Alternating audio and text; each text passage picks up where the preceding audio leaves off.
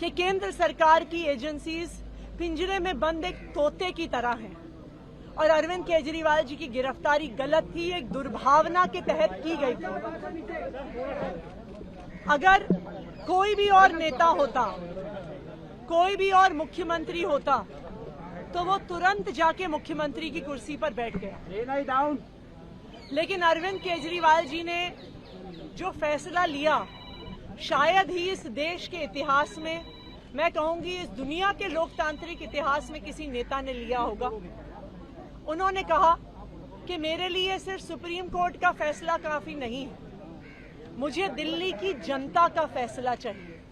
मैं दिल्ली की जनता की अदालत में जाऊंगा और अगर दिल्ली की जनता कहेगी कि अरविंद केजरीवाल ईमानदार है तो मैं तभी मुख्यमंत्री की कुर्सी पे बैठूंगा।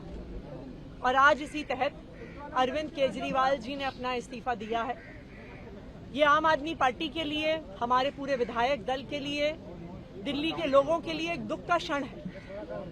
पूरी दिल्ली में लोग अरविंद केजरीवाल जी के इस्तीफे से दुखी हैं, लेकिन साथ ही दिल्ली के लोग इस बात का प्रण ले रहे हैं कि आने वाले चुनाव में वो अरविंद केजरीवाल जी को फिर से मुख्यमंत्री बनाना चाहते हैं, क्योंकि उन्हें पता है अगर अरविंद केजरीवाल जैसा ईमानदार मुख्यमंत्री नहीं होगा तो दिल्ली में बिजली फ्री नहीं मिलेगी। अगर अरविंद केजरीवाल जैसा मुख्यमंत्री नहीं होगा तो सरकारी स्कूल नहीं अच्छे होंगे। अगर अरविंद केजरीवाल जैसा मुख्यमंत्री नहीं होगा तो मोहल्ला क्लिनिक बंद हो जाएंगे। अगर अरविंद केजरीवाल जैसा मुख्यमंत्री नहीं होगा तो महिलाओं को फ्री बस यात्रा नहीं मिलेगी। और इसीलिए आम आदमी पार्टी के सारे विधायक, दिल्ली के 2 करोड़ लोग इस मुहिम में जुट गए हैं कि आने वाले चुनाव में अरविंद केजरीवाल जी को मुख्यमंत्री बनाना है। लेकिन तब तक, जब तक चुनाव नहीं होता, अरविंद केजरीवाल जी ने भरोसा कर मुझ पे ये जिम्मेदारी दी है और आने वाले कुछ महीने तक, जब तक ये जिम्मेदारी मेरे पास है, तब तक मेरे 2 काम रहेंगे।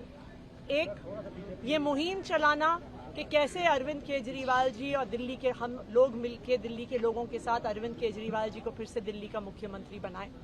और जब तक चुनाव नहीं होते तब तक दिल्ली के लोगों की रक्षा करना कि भारतीय जनता पार्टी षड्यंत्र रचकर दिल्ली के लोगों की बिजली, फ्री बिजली, अच्छे स्कूल, मोहल्ला क्लिनिक में इलाज बंद ना कर दे, ये मेरी जिम्मेदारी रही।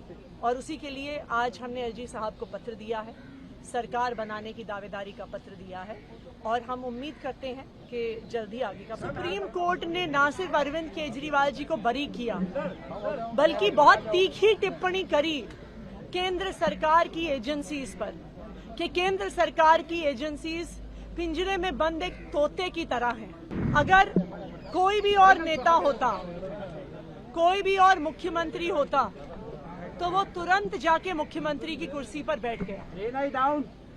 लेकिन अरविंद केजरीवाल जी ने जो फैसला लिया, शायद ही इस देश के इतिहास में, मैं कहूंगी इस दुनिया के लोकतांत्रिक इतिहास में किसी नेता ने लिया होगा। उन्होंने कहा कि मेरे लिए सिर्फ सुप्रीम कोर्ट का फैसला काफी नहीं है, मुझे दिल्ली की जनता का फैसला चाहिए।